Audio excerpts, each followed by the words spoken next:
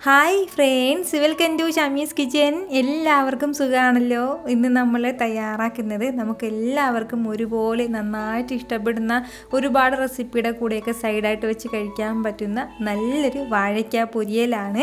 അപ്പോൾ അതിൻ്റെ ഡീറ്റെയിൽസ് ഒന്നും മിസ്സാകാതിരിക്കാൻ വേണ്ടിയിട്ട് എല്ലാവരും ഒന്ന് സ്കിപ്പ് ചെയ്യാതെ കണ്ടേക്കണം. കൂടെ തന്നെ നമ്മുടെ ഈ ഷമീസ് കിച്ചൻ ചാനൽ ഇതുവരെയും സബ്സ്ക്രൈബ് ചെയ്യാത്തവരുണ്ടെങ്കിൽ, അല്ലെങ്കിൽ ഇത് ആദ്യമായിട്ടാണ് കാണുന്നതെങ്കിൽ പ്ലീസ് ഒന്ന് സബ്സ്ക്രൈബ് ചെയ്തേക്കണേ. ആ തൊട്ടടുത്ത് കാണുന്ന ബെല്ലൈക്കനിൽ ഓൾ കൂടി ഒന്ന് മറക്കാതെ പ്രസ് ചെയ്തേക്കണം. എന്നാൽ ശരി, നമുക്ക് വേഗം വീഡിയോയിലേക്ക് പോകാം. നമ്മുടെ ഈ വാഴയ്ക്ക പൊയ്യൽ തയ്യാറാക്കിയെടുക്കാൻ വേണ്ടിയിട്ട് ഞാൻ ഇതുപോലെ ഒരു 3 പച്ചക്കായ എടുത്തിട്ടുണ്ട്. ഇതുപോലുള്ള പച്ചക്കായ വേണം എടുക്കാനായിട്ട്. അല്ല നമ്മുടെ സാധാരണ നേന്ത്രപ്പഴം പച്ചയായിട്ടുണ്ടല്ലോ, അതെടുക്കരുത്. ഇതുപോലെ നമ്മുടെ കറിക്ക വേണം ഉപയോഗിക്കാനായിട്ട്. പല സ്ഥലങ്ങളിലും പല പേരിലാണ് ഇത് പറയുന്നത്. അപ്പോൾ നമുക്ക് ഒരു സമയത്തേക്ക് വേണ്ടിയിട്ട്, അതായത് ഒരു ദിവസത്തേക്ക് വേണ്ടിയിട്ട് ഇതുപോലത്തെ ഒരു 3 പച്ചക്കായ ഒരു 4 പേരടങ്ങിയ വീട്ടിലത്തേക്ക് ധാരാളം മതിയാവും. വേണമെന്നുണ്ടെങ്കിൽ കൂടുതലും തയ്യാറാക്കിയെടുക്കാവുന്നേ ഉള്ളൂ. ഞാനിപ്പോൾ ആ ഒരു കറക്റ്റ് രീതിയിൽ പറഞ്ഞതേ ഉള്ളൂ. അപ്പോൾ ഒരു 3 എടുത്തിട്ടുണ്ട്.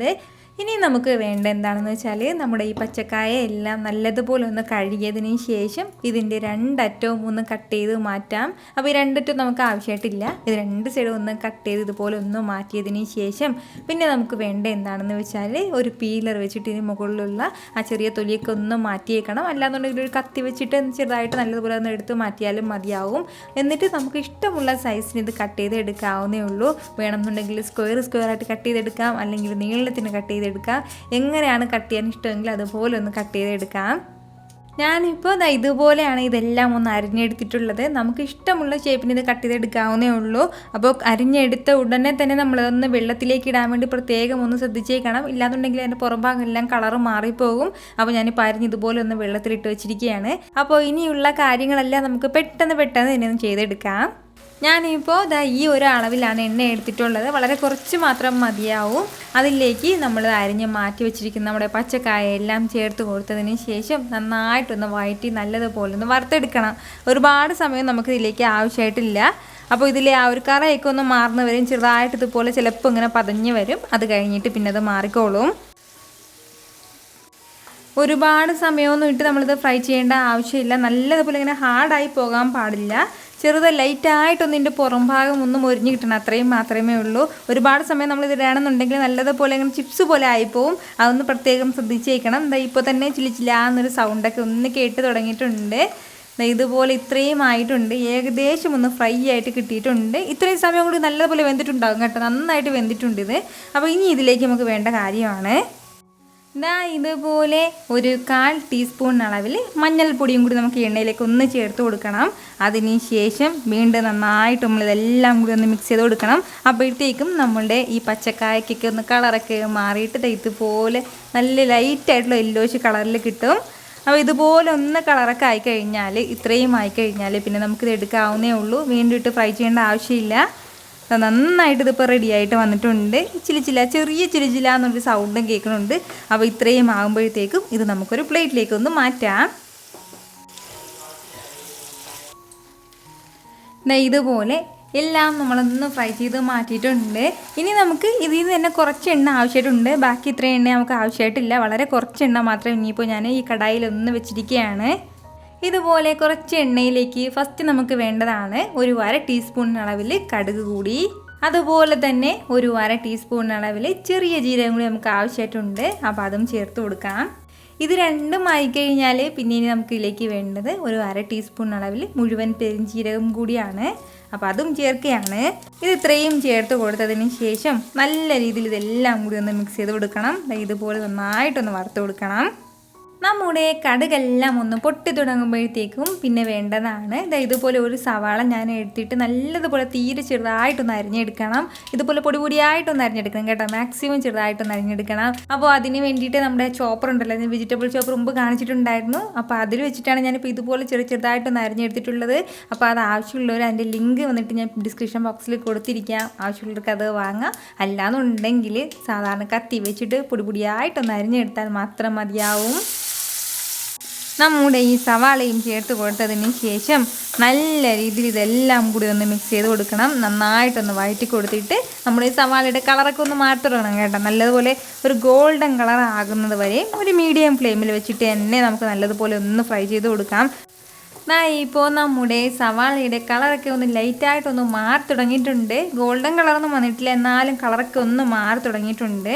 ഈ സമയം പിന്നെ ഇനി നമുക്കിതിലേക്ക് വേണ്ടതാണ് ഒരു 1/2 ടീസ്പൂൺ അളവിൽ ഇഞ്ചി വെളുത്തുള്ളി പേസ്റ്റും കൂടി. നമ്മൾ ഈ ഇഞ്ചി വെളുത്തുള്ളി പേസ്റ്റൊക്കെ ഫസ്റ്റിലേ ചേർക്കുകയാണെന്നുണ്ടെങ്കിൽ അപ്പോൾ ഇത്രയും സമയം കൊണ്ട് ഇതിൻ്റെ കളറൊക്കെ മാറി നല്ലതുപോലെ കരിഞ്ഞു പോകും. അതിൻ്റെ പേരിലാണ് നമ്മുടെ സവാളയുടെ കളറൊക്കെ ഒന്ന് ലൈറ്റായിട്ട് മാറി തുടങ്ങുന്ന സമയത്ത് ഒന്ന് ചേർത്ത് കൊടുത്താൽ മതിയാവും. അപ്പോൾ ഇതും ചേർത്ത് കൊടുത്തിട്ട് നന്നായിട്ട് വീണ്ടും ഒന്ന് വഴറ്റിയെടുക്കാം.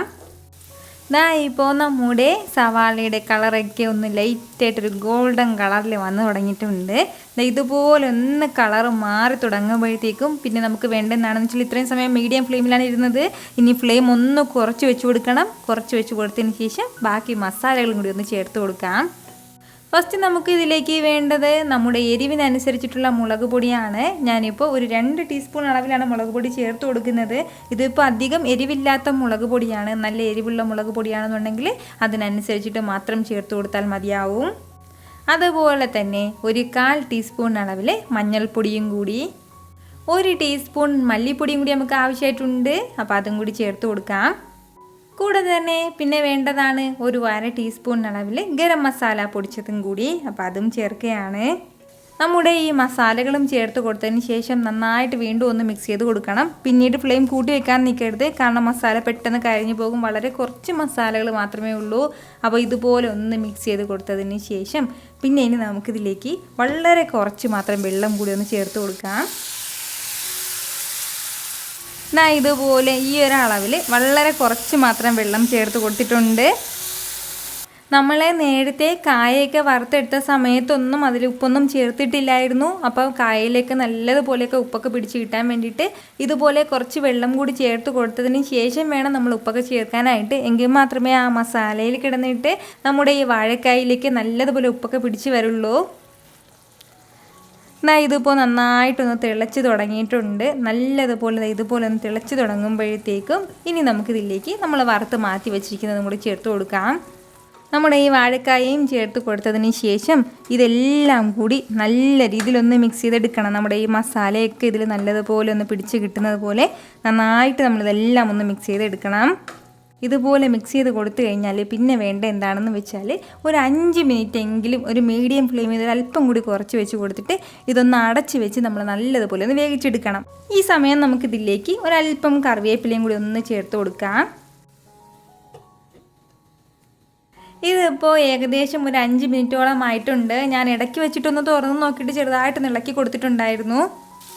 ഇതുപോലെ നല്ല സൂപ്പറായിട്ട് നമ്മുടെ വാഴയ്ക്ക പൊരിയിലൂടെ റെഡി ആയിട്ടുണ്ട്. നിങ്ങൾക്കിത് കാണുമ്പോൾ തന്നെ അറിയാമായിരിക്കുമല്ലോ എന്തുമാത്രം ടേസ്റ്റ് ആയിട്ടായിരിക്കും നമുക്കിത് കിട്ടുന്നതെന്ന്. ഇനി നമുക്ക് വേണ്ട എന്താണെന്ന് വെച്ചാൽ ഫ്ലെയിം ഒന്ന് ഓഫ് ചെയ്യണം. ഇനി നമുക്ക് ഫ്ലെയിം വെച്ചിരിക്കേണ്ട ആവശ്യമൊന്നുമില്ല. ഇതുപോലെ ചെറിയൊരു പീസ് അളവിൽ ഞാനിപ്പോൾ ഒരു നാരങ്ങയുടെ എടുത്തിട്ടുണ്ട്. ആ നാരങ്ങയുടെ ജ്യൂസ് കൂടി ഇതിന് മുകളിലേക്ക് ചെറുതായിട്ട് ഇതുപോലെ ഒന്ന് പിഴിഞ്ഞൊഴിച്ച് കൊടുക്കണം. അപ്പോൾ ഇത്രയും ആയിക്കഴിഞ്ഞാൽ പെർഫെക്റ്റ് ആയിട്ടുള്ള നല്ല ടേസ്റ്റി ആയിട്ടുള്ള നമ്മുടെ വാഴയ്ക്ക പൊരിയൽ ഇവിടെ റെഡി ആയിട്ടുണ്ട്. ചോറിൻ്റെ കൂടെയോ പിന്നെ നമുക്ക് ഇഷ്ടമുള്ള എന്തിൻ്റെ കൂടെയോ വെറുതെ വേണമെങ്കിൽ വെറുതെ നമുക്കിത് കഴിക്കാവുന്നേ ഉള്ളൂ. ഉറപ്പായിട്ടും ഇതുപോലെ ഇതുവരെയും ട്രൈ ചെയ്തിട്ടില്ല എന്നുണ്ടെങ്കിൽ ട്രൈ ചെയ്ത് നോക്കണം. ട്രൈ ചെയ്ത് നോക്കിയതിന് ശേഷം നിങ്ങളുടെ ഫീഡ്ബാക്ക് എനിക്ക് മറക്കാതെ ഒന്ന് അറിയിക്കുകയും വേണം. അപ്പോൾ നിങ്ങളുടെ ഫീഡ്ബാക്ക് കാണുമ്പോഴായിരിക്കും അത് മറ്റുള്ളവർക്കും തയ്യാറാക്കി നോക്കണം എന്നൊക്കെയുള്ള ഒരു പ്രചോദനം ഉണ്ടാകുന്നത്.